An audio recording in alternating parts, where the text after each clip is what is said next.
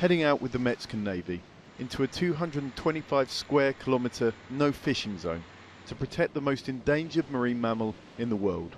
Here it is, the vaquita, the planet's smallest porpoise, which only lives in the Gulf of California.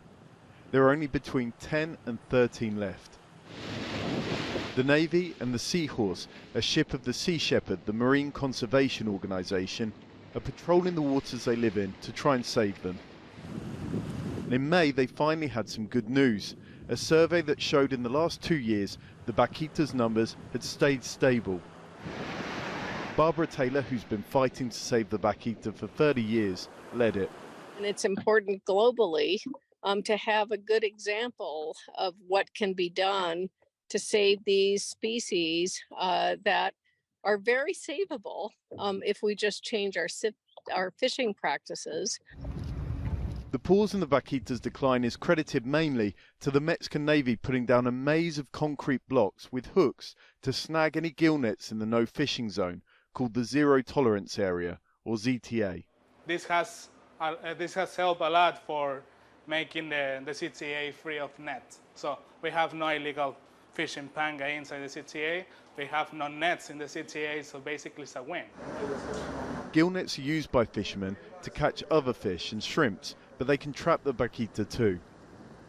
Perhaps 10 to 13 vaquitas doesn't sound like a lot, but most people expected it to be wiped out altogether by now, and it's a big deal that it's so far escaped extinction. Seahorse captain Alejandro even got the chance to see one.